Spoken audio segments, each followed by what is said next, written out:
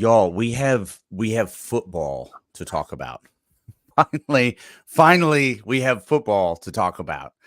Hi guys, welcome to our Monday Live. We've got Joe and Ian with us today. We might get a special surprise visit from young Paul. We're not sure. It's just the way that he operates, guys. He's just an enigma. He's out in the universe, a little bit nebulous sometimes. When he some noise in the background. Is everything okay? You guys good? Is that your house, Ian? Okay, great. All right. Yes, it is. Thank you, Jareth. Yes, in the comments. It is the most wonderful time of the year. This is it. We're going to have updates all week at InsideTexas.com. Please come check us out. We will have videos after each practice. The best way to follow that is obviously to subscribe, hit that little bell. That's going to give you an announcement of when a new video shows up. This is it. This is when we have our opportunity to really dig into things and get you guys the information as it's happening. So please do that. And now we've got Ian, who is in Austin, Texas now. He's ostensibly a beat writer in the field. You've got tomorrow we get to talk to our coordinators, and this is the first time that we're going to see them, and probably, frankly, the last time we're going to see them until maybe a bowl game. What going into this, Ian, are you most curious about hearing? What do you want to hear from both sides of the ball? Is there a particular coach that you're really looking forward to chatting with? Yeah, I'd like to talk to Coach Kwiatkowski about just how different the Texas defense has been from the defenses he ran at Washington, also the defenses that Johnny Nansen ran at Arizona. So I have a question primed to ask him about that, whether these evolutions are, kind of temporary, trying to make the best of Texas talent, or if they would like to get to more of the kinds of designs they had when they played out west. So I'm looking forward to that. I think sometimes coordinators can be less cagey when you ask them specifics than head coaches. There's a switch that flips when a coach becomes a head coach, and he goes from being like an open book about everything a team is doing to just being like a tightly guarded, like, no, don't give the media anything, but, especially when you're a Saban acolyte too. Yeah, that's true. Yeah. So, we'll see if maybe Kwiatkowski will be forthcoming. I think last year he kind of surprised people. People asked him about like pass rush. They're like, "Hey, do you think pass rush will be better this year or something?" And he was like, "Did we have a pass rush last year?" There's just so that'll be interesting. Flood perhaps as well. I'm gonna have to work on special teams questions for Banks because I don't pretend to know much about special teams X's and O's. This is not your first rodeo, Joe. Is there anybody in particular you're looking forward to hearing from? I know obviously you were at SEC Media Days, so you got some of the players and some of the head coaches, an opportunity to speak with them. But this is really about the coordinators, and Sark is very, let's call it, protective of them. We don't get to hear from them very often. It is really almost twice a year and sometimes once, depending on how well we do. Anybody in particular you're looking forward to chatting with? Yeah, I like Pete Kwiatkowski. I mean, I can think of stuff for all three guys. Like Pete Kwiatkowski, is this the most talented edge room you've worked with? And I know you've had good players at Washington, guys that went on to the NFL, but it seems like one of the best. Kyle Flood, you got 4 or 5 starters. What's it like having that? Is it a luxury? What do you see in the 5th guy who we project to be Cam Williams here before camp starts? Kind of to Ian's point, yeah, special teams isn't a ton of X's and O's. But it is effort. And if you ever watch Jeff Banks on the sideline, if you ever go to a game after a kickoff, I don't think anybody celebrates a 15-yard return more than Jeff Banks. So hearing what he thinks about with effort, or guys who are maybe younger younger in their career who have opportunity, that should be pretty interesting. And then also what he thinks about the new punter, true freshman punter, is going to be a very interesting story to track. And this is also an opportunity this week to get us again. We got live football, guys. Obviously, it's not going to be maybe in pads until Friday. Our guys, our team, as well as the rest of the media, will have the opportunity to see a practice on Friday. Ian, this is going to be a first time you're seeing a practice in a while. What are some of the things that you'd be looking for with that opportunity? I love to see the team drills if I can. We'll see what they actually make available to us in the media. But even for me, just those like 7-on-7 drills where the quarterbacks are practicing hitting the right route against the coverage at the right time, I think are very, very instructive. I remember watching they did a big open practice before 2022. And somebody filmed the whole thing from the stands and put it on YouTube, which I found extremely helpful, probably much too helpful in the staff's estimation. And coming out of that, I was realizing Quinn Ewers is not really ready to run the offense. I was kind of shocked by he was just further behind than I realized. That really bore out that season. And there's just a lot you can see. If the more when it's like one-on-one drills and it's just like a quarterback throwing on air, you can see a little bit. I remember before 2008, there was like a big debate, like, is Colt McCoy really the best quarterback for Texas, or should it be John Childs? And then you go and they're just doing like the quarterback throwing to a single receiver on air drills. And every time Colt McCoy was up, the ball never touched the ground. And there's like a big drop off after that. And it was like, oh, this guy's definitely going to start. He ended up having an amazing season.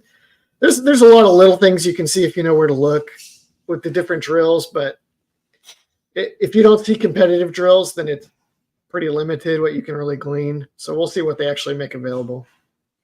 This is a little bit old hat for you, Joe. What are you looking for this year?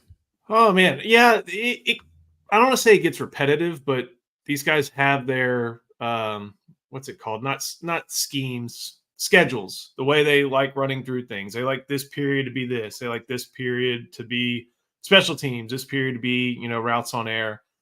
So whenever I go to this type of thing, I'm looking at the depth chart as best we can tell. The order that guys go through drills during some of the viewing periods is the order that they're in kind of internally. That especially goes for offensive line. I think that goes for running backs, wide receivers, quarterbacks. Tight ends can get a little murky. Defense is hard to tell just because of distance of viewing, and my vision's deteriorated. So it's always interesting to see who's first in line, second in line, third in line over the course of the first day, and then going forward, and then what we hear at Inside Texas with reports if things change. So I like just watching the depth chart. Usually that sometimes I don't take notice of what guys just like look like. And maybe that's something I need to work on a little bit more to see what they're doing, how they look like doing it instead of just what order they're in. But I really like seeing how just the order of stuff like that. And how is Inside Texas going to be deployed at these open practices? How many staff people do you think we'll have there? Oh man, I know I'll be at every one. Ian, you'll be at quite a few as well. Justin and Eric like coming into town. We'll have Will Gallagher there taking pictures and videos. We'll have a ton of videos here on the channel as part of some of our discussions. So we'll be fully loaded. And there have been times when it's just been me, and I feel like there were even times during that era where I was given the most complete practice reports too. So you got my eyes on there, and then you'll have a few more as well. Should be a lot of fun. One of the comments here, and this is from Victor, we really appreciate you throwing these questions in these comments in. It really does help us out. If you've got a super chat, something you want to guarantee being asked, please let us know. But Victor's talking about PK, and I agree with him here. I don't think PK gets the credit that he deserves. Our defense has improved, as Victor is pointing out, with the exception of probably the secondary, which is something that Paul and I talked about specifically on the last roundtable. What are your thoughts? I know that your question for PK, Ian, is more comparative to his other stops in the coaching game. But what's been your overall take on PK's progression with the defense? It has to be in a positive trajectory, I would imagine, especially considering where he started. Yeah, I mean, they've gotten better every year, basically, right? 22 to 23, I think, was a much smaller jump, but still a real one. 21 to 22 was seismic. He coaches up front, the edges. He inherited Jet Bush, and now that position room is one of the strongest on the team, perhaps one of the strongest, maybe even in the country. We'll see. There's a lot of, yes, the defense has gotten significantly better. We see different flaws in places where they still have to break through, places where they still have to figure things out. Honestly, a lot of those have to do with perhaps incongruity between him and the guys that were hired before he was hired, before he was even in the picture. So I think he's been pretty great. I think the big knocks on him have been things like, can he oversee and provide vision for the entire unit, or does he need particular guys with him to be maximized? And I think maybe we thought they were getting a little more of a overall guy than a collaborator like that. So there's been, I don't know, just a few different things that have been sort of knocks on him since he came aboard, but it gets better every year and they seem to figure out new things every year. So I think he's been pretty good. Well, and I'll throw this to you, Joe. I think, one of the questions that I would love somebody to ask someone like PK is, obviously he has a very collaborative workflow. And I would be curious to see, what are some of the things that he does? What is the language he uses? What is the environment that he builds that encourages that and that allows that to happen? Because obviously everybody's going to run their room differently. And I think he's very unique in that regard. He seems to be, as far as football people go, maybe a little bit more egoless than some of his counterparts in the business. But what are you looking for specifically, or thinking about PK, just in terms of his evolution as the defensive coordinator? Yeah, I think when you kind of go into the idea of stereotypical defensive coordinator, you think hard ass, for lack of a better term. Like, you think the guy who's just going to be yelling and screaming and be like, yeah, go beat him up and stuff like that. And you have to do that. And I think Kwiatkowski does that, but that's not what he is 95, 99% of the time. He seems a lot more even keeled, instructive instead of super motivative. And not to say he doesn't motivate, but he's someone who really, I'm trying to think of the right way to put it. It seems like he likes the scheme aspect of putting that together and kind of being a little bit more, calmer in his demeanor on a day-to-day basis compared to someone, other defensive coordinators, stereotypical defensive coordinators. And like you mentioned, he seems more collaborative. Everybody was willing to give Gary Patterson all the credit for 2022. Well, Texas in 2023 had a lot better defense, I think, than compared to 2022's. And Gary Patterson wasn't there. And you never heard PK complain about it. To my knowledge, didn't see any leaks about it. But as far as, him just working, he seems very willing to always take on, whatever the next advancement is. And whether that's Gary Patterson helping him with quarters, whether that's getting Gary Patterson to help guys like Blake Gideon and Terry Joseph with quarters coverage, whether that's Johnny Nansen helping out with some of the ways that they defend certain schemes. Like, he always seems very willing to adapt. And that always is, I think that's a great quality to have, considering some of these coaches are like, I got here because I did this, and why would I change? PK seems to be willing to go a little bit different direction on that, and I think that's quality. But I'm curious to see what he sees in a lot of his personnel and his new coaches this season. A quick little detour into the world of recruiting, and again, if that's what you guys want to talk about today, please let us know. Throw your questions in the chat. But this is probably somebody not on a lot of people's radar. Joe, any thoughts on the announcement today at 4 p.m. of JJ Haney? Yeah, JJ Haney. I think he's a German I don't know, transplant. He's a German national who's playing in Southern California, playing football. Was just on campus this past weekend, at Thursday as part of the Texas Bash 2025, making his announcement today. But if you check On3, if you subscribe to Inside Texas, you can see every other website in our networks, some of their inside intel.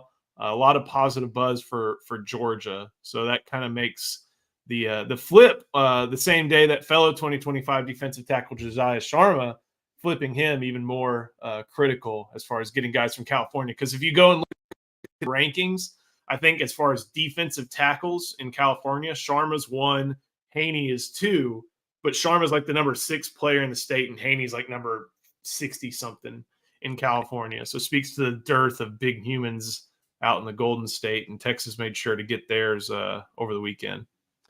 2 quick questions for Ian. The first is a little bit of a softball. We'll see how he handles it. Ian, is that a Longhorn watch that you're wearing?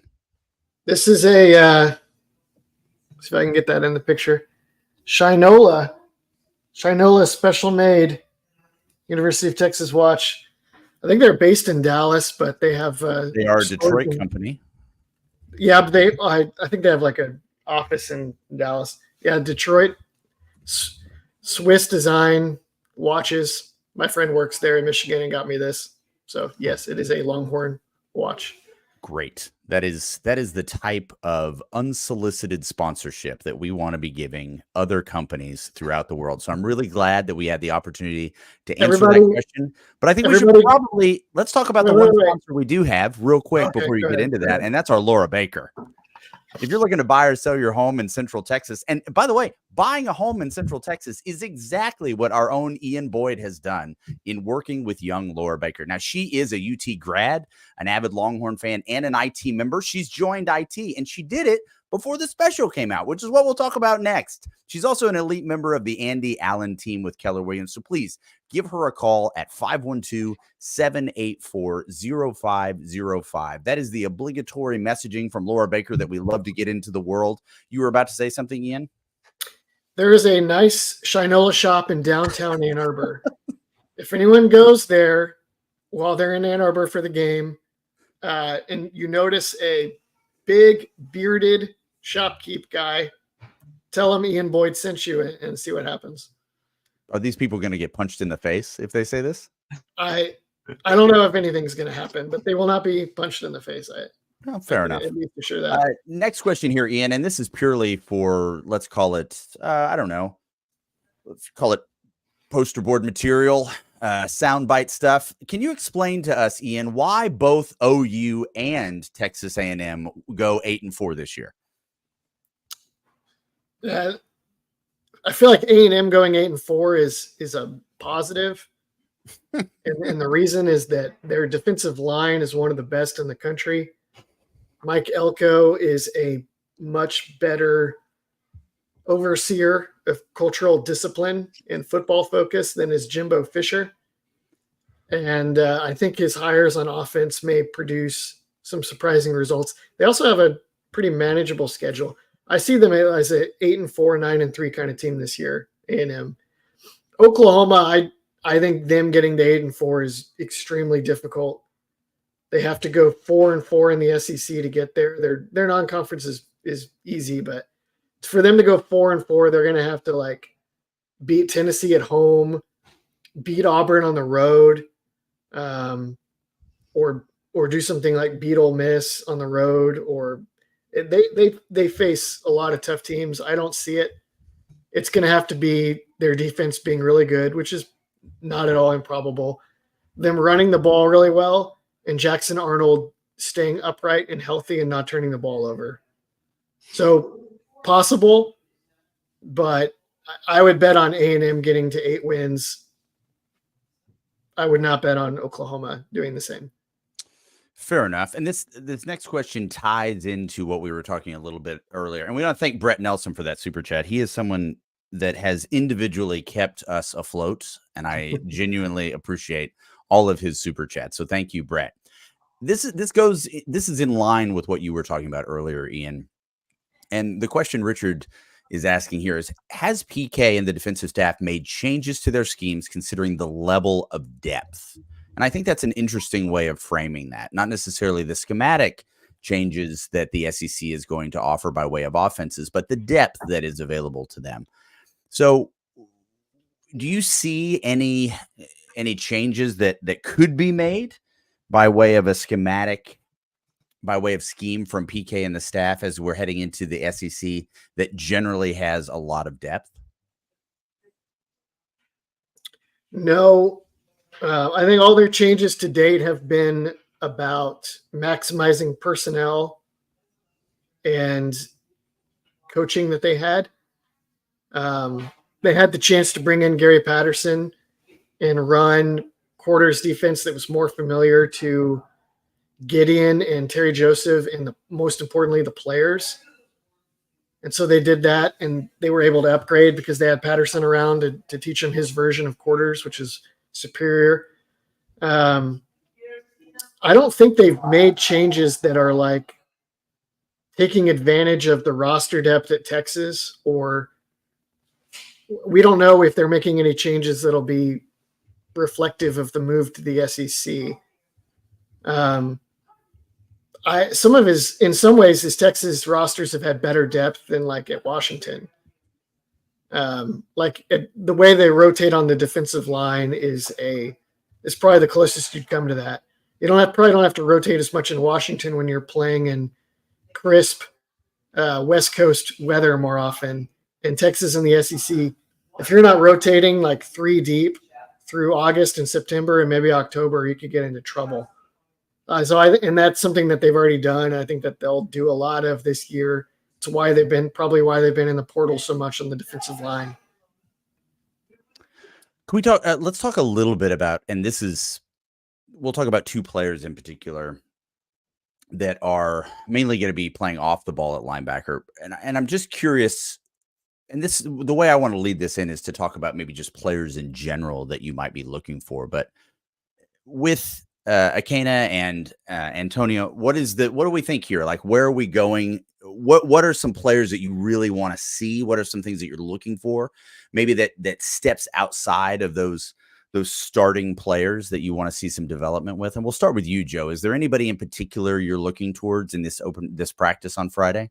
Yeah, so I guess if you kind of think about linebacker, every position at this point has a circle of trust. And I think at middle linebacker, you have David Benda, you have Anthony Hill, you probably have Mo Blackwell, although he can do a lot of different things on your defense, and you have Leongo Lafau. 4 guys is a good number there for linebacker, but you're kind of thinking that Lafau and even Blackwell, they're light. They're 220 pounds or something like that. So I think it would be a positive for Texas to find not only some more depth at linebacker, but maybe depth from guys who are a little bit bigger. Darian Gillette could be a great candidate for that. I think with Akana, he was recruited to Texas. I think it was described as a designated pass rusher, but I don't think if you go to his roster listing, he's as tall as they give him. And we've seen how that can have some limitations when you're doing some pass rushing. So he probably has the athletic ability and twitch to learn off-ball linebacker.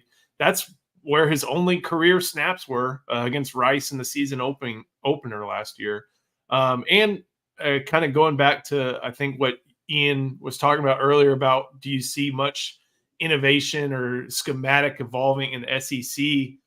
I don't want to say it's going to be at 2 extremes, but you're going to be looking at, probably the 4-2-5 or the 2-4-5 when you're facing nickel, or when you're facing, passing teams and 11 personnel.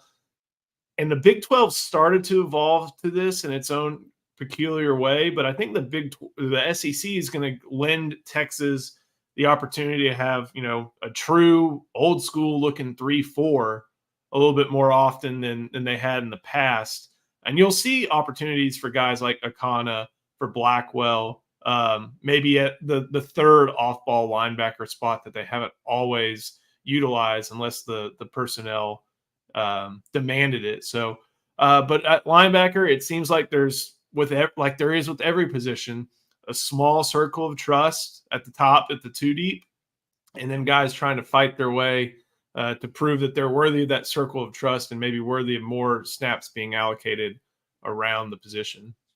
Are there any players in particular that you're looking for, Ian, in that, again, very small window that we're going to have to see on Friday? Anything that you're just kind of locked in on player-wise, or what is it what is the thing that you're going to be looking for overall in that short window that you get the opportunity to see the guys play? Well, honestly, I hadn't put enough thought into that. But as Joe was talking, one player definitely stood out to me, and that's to watch Trey Moore. Just to watch the different drills they ask him to do, watch how fast he looks doing them, how big he looks. I think they list him at like 6'3", 250, and UTSA did not list him that big. So I'm curious, like, how big is this guy really? How does he look running around? And what drills are they asking him to do? Because he'll probably play some off-ball linebacker in the 3-4 Joe was talking about. And probably on the perimeter at Sam, my dream for Trey Moore would be that he could play will linebacker. I think in the NFL, if he's going to make it in the NFL, it's probably going to be learning to play like in a position like that. I don't know if Texas is going to bother with that, but I'm very curious to just see all the different ways in which he's going to line up. He could end up being like one of the most important players on the team this coming year. As we move into this, and again, this is exciting for us because we do have proper football to talk about. We want to give you the opportunity. We're running this, frankly, insane special for Inside Texas. If you sign up, use the promo code IT1, you will get 2 months of Inside Texas for $1 American dollar buck. And that is going to get you into the season. It's going to get you past fall camp, obviously, past the Michigan game. There's a lot of stuff that's going to be happening during that period of time, and we would love to have you involved. So if you don't mind parting with one of your American dollar bucks, we promise to you that it will be worth your $1 American dollar buck. One thing that Brett brings up here is the idea, is there a specific position battle you can think of, Joe, that maybe isn't getting talked about enough? Obviously, we have position groups, and the first one that comes to mind, obviously, is the offensive line. That quarterback. There it is. Okay, I was waiting for it.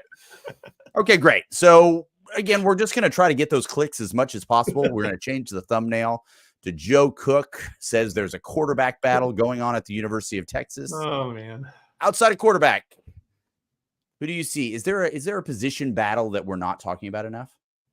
I'm going to take a look at the secondary, and battle may not be the right term, but just how it all figures out. There is one battle that will affect this, though, and I think that's at field corner with Gavin Holmes, with Javion Cole, with where they want to put in Jahdae Barron, Jalen Gilbo, those types of guys. So I think it's not only just that field corner battle, but just putting all the pieces together in the secondary. Where do you want Barron, Gilbo? Feels like Muhammad's got the boundary side locked down. Where do you put Makuba? How does Jelani McDonald earn some time? So fitting the secondary together in the best way possible, especially when looking at the battle at field corner, I guess to say that's mine. I think on the offensive side of the ball, we talk about wide receiver a ton and how running back seems to have their pecking order figured out. No quarterback battle, offensive line, but yet tight end.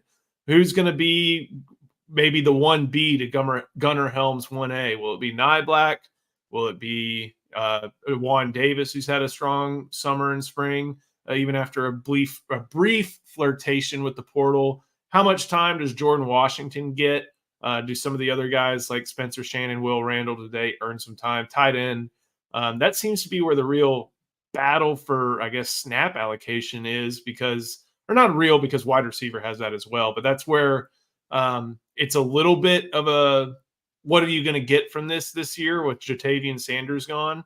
How do you make up for that in the aggregate? Do you make up for it in the aggregate? Who's 1A? Who's 1B? So I'm definitely paying attention to tight end on the offensive side. How about you, Ian? Is there, obviously you mentioned tight end. Is there any other position that's, I think the thing that I like about Brett's question is there a position we're not talking about enough? And do you think that's the tight end position? Yeah, the right answer is the tight end position. Joe answered that really well.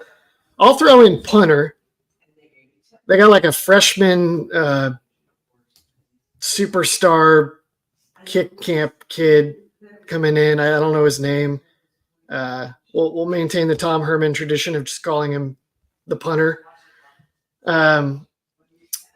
So that's interesting. And then they have a guy coming back, Charlie Furry or something like that was kicking in the spring that actually looked pretty decent. And whatever you can glean from, punting drills in a spring game, maybe nothing. But so I don't know how much we're going to watch for it. But it could be very important. And for sure, no one is talking about it, right? So, Yeah. Go ahead, Joe. One way to get talking about punter is to reenact Michael Dixon's first ever practice at Texas. The story goes that Michael Dixon, fresh from Pro Kick Australia, before he became the All-Pro, before he won the Ray Guy, he is there, and it's like, all right, time for punt practice. And the media is there for this. And he gets the snap, he fields it, kicks it, and he just duck hooks it onto Red River from on the practice field. Started pretty slowly, and then he turned into the great punter we know him to be as well. So hopefully we don't see any reenactments of Michael Dixon trying to kick it over towards the LBJ library. We have a question, it's a recruiting question to do specifically with our colleagues north of the Red River in their confidence in getting massive talent. Let's be honest, somebody that we're really after and frankly have felt pretty confident about moving forward, and that's Fasauci. So where do we feel? Is their confidence warranted? I mean, there seems to be a lot of confidence coming from OU that they're going to get this particular player. And again, this is why I don't ride that roller coaster of recruiting. I just don't have the stomach for it. I mean, we saw it this weekend with Sharma switching back to the University of Texas. But for those of us that basically are masochists and want to follow this as closely as possible, what are your thoughts on this, Joe? Yeah, Fasauci is someone who is very smart in how he's going about the entire process, what's available to him on the field, development-wise, coaching, playing time, what's available to him off the field, whether that be Austin, Norman, Columbia, Missouri, College Station. He's very aware of what all is available to him, and it feels like the thing that's taking precedence in this is playing time. Kelvin Banks is obviously going to be gone after this year.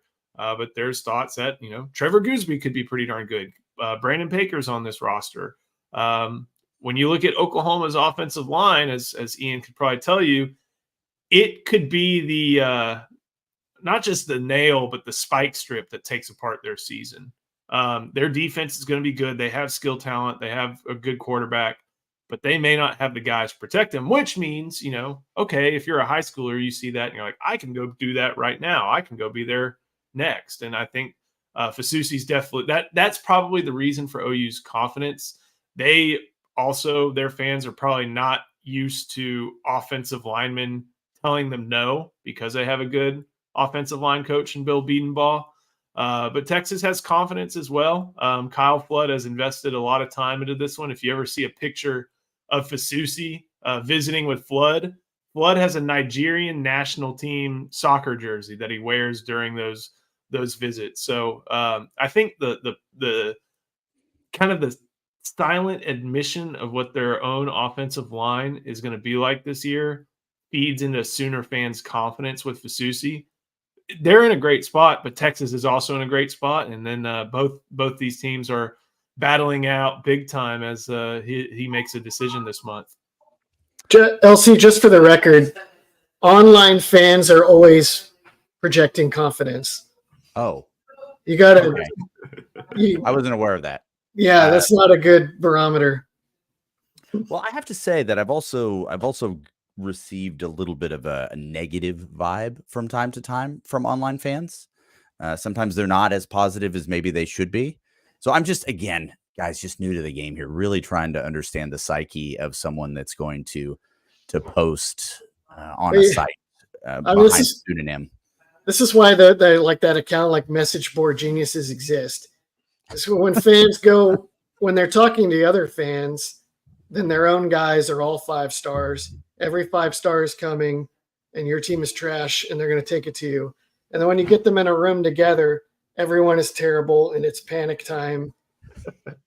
So you got to, yeah. The context is everything.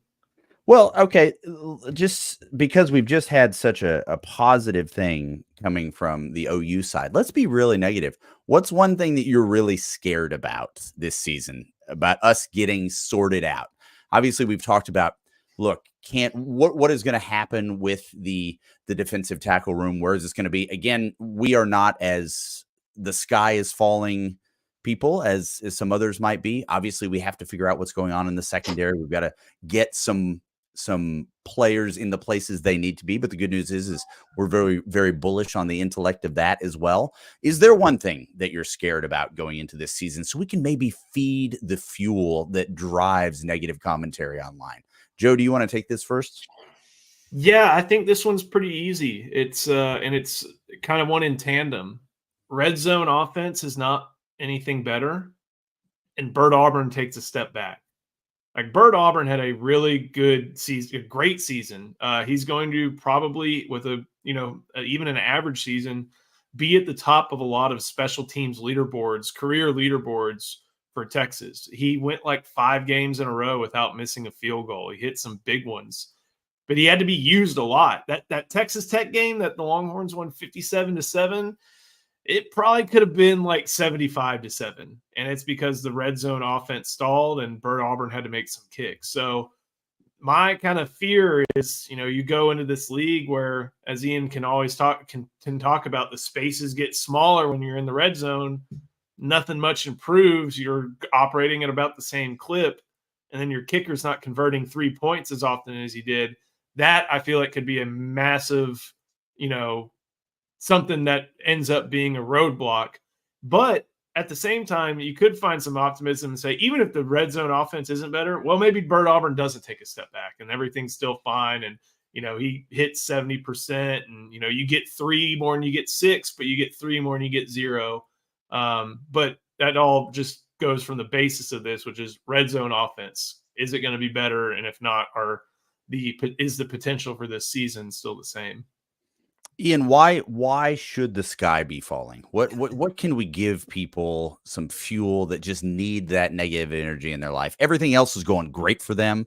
Their family's good. Everybody's healthy. They just got a promotion at work. They need something to kind of bring them down to earth. What should they be worried about with the Texas program? Oh, I got it. Texas's defensive tackles cannot hold the point. They start moving them and slanting them around to create disruption. David Benda and young Anthony Kill can now no longer find the ball in this new style. They let guys slip into the secondary over and over again. Texas is very coverage-oriented and entirely sub-200-pound rotation of safeties and nickels, have to make tackles on big SEC running backs, and they get hammered and injured. Texas's run defense completely falls apart, and they get into some shootouts and drop a game or two that no one expected them to. Texas misses the playoffs. Huh. Yeah. I mean, based purely on that commentary, Ian, I'm curious how many burner accounts you have on the message board, because I have to tell you, I don't think I've almost seen verbatim. Is it? I don't think I'd seen that particular night. Well, I mean, maybe not in its totality, but certainly segments of that have made their way into the lexicon of doom as we move forward. For the record, I don't do burner accounts. All my ridiculous takes are attached to my own name. Oh, that's really, you're a stand-up guy, Ian. We really do appreciate that about you. Are there any differences? This might be an interesting thing to explore, maybe in your questionings, or at least in your assessment of it. Are there any major differences between how Kenny Baker and Bo Davis coach and train the D-line? Anything that, I mean, this is early days in terms of our access to Kenny, but we certainly have heard some things. Anything that you're hearing in particular, Joe? I don't think Kenny Baker has the cachet quite yet to yell at people on a bus leaving Ames. But I also think a lot of this comes from the top, and that's Pete Kwiatkowski. I think I can't remember how much we've put this out there, but you could see a different way of deploying defensive tackles between 2021 and 2022. I'm sure that was some of Bo Davis's preference, but Pete Kwiatkowski had to sign off on it. And I think a lot of it still applies. Pete Kwiatkowski is going to deploy the defensive tackles how he sees fit, and it's Kenny Baker's job to do that. As far as, some of the other stuff like instruction or things like that, I don't know. That's something I'm really excited to see, especially now that they're going to have hours of practice time together instead of just 2 hours a week.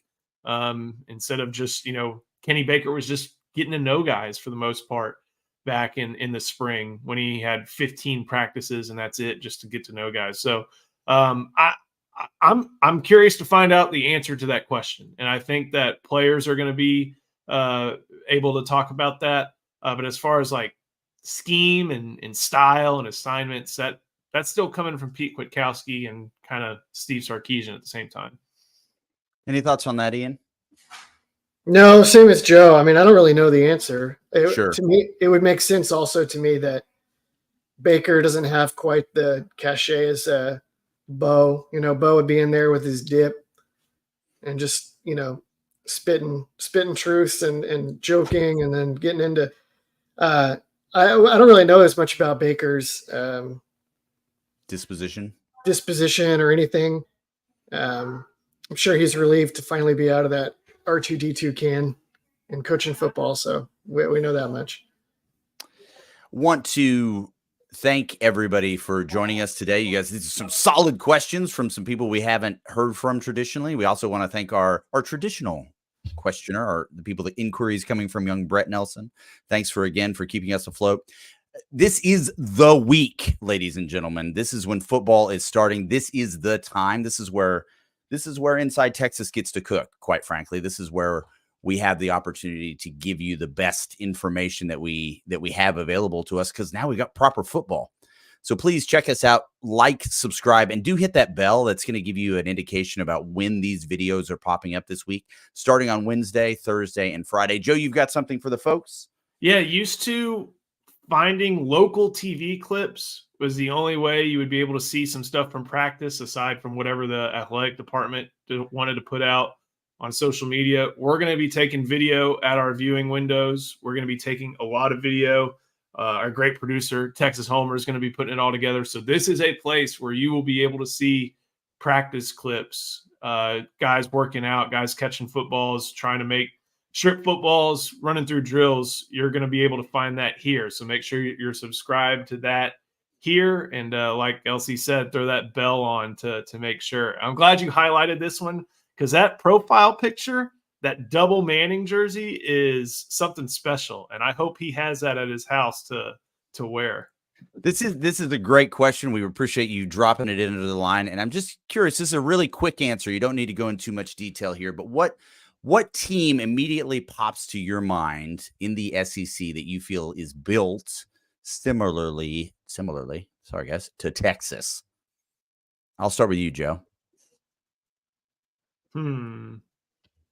I'm torn between, I don't want to say Georgia, because like Georgia's like high profile at every single position. And we know that Texas, there aren't holes, but there are some like, okay, is this as strong as we think it is? So part of me wants to say Ole Miss, even though I know the schemes are very different. Part of me wants to say Alabama, just because I know that it's still a strong roster, but there's still questions there. So, but the offensive line at Bama, the defensive line at Bama, all quality. I don't know. This is a tough one. I kind of just want to throw one of the teams thought to be contending to play Georgia in the SEC title game in there, but I think there's some stylistic differences that make this a tough thing for me to answer. You got something for the people, Ian? Yeah, I think Tennessee is a little bit similar. Florida has been aiming to build up their roster like Texas, like just, huge guys inside in the box and then speed and skill on the perimeter. Obviously, I think Texas's roster right now looks better than Florida's, but that is a similarity. Georgia for sure. Go ahead, Joe. Maybe a light version or a diet version. But Kentucky, like they've got some big guys in Yes. the trenches. They've got Yeah. quality linebackers. They have a quarterback who is obviously nowhere near as proven as Quinn, but has a great pedigree. And they've got some really good skill position players, not to the same quality. But I think as far as what they try to do scheme wise and maybe a diet version, like Barian Brown would not be misplaced on this Texas team, nor would Deion Walker, nor would the three named linebacker. I know Ian has it, but maybe a diet version of Texas would be Kentucky. Kentucky, I think that's the right answer. Kentucky is if Sark was a defensive coach that just wanted to play teams close instead of I want to score as many points as possible, defense, you make it work kind of guy. And it's a good thing that Texas has the latter, because the other is boring and doesn't win as much. This has been our live feed. We really appreciate it. Again, like, subscribe, hit that bell so you can get some hot takes like our very own Joe Cook telling the world we have a quarterback controversy. Check us out all week. We're going to have post-practice reports from you starting on Wednesday. We really look forward to it. IT1 is the promo code you can use to get 2 months for $1 American. And we will see you soon.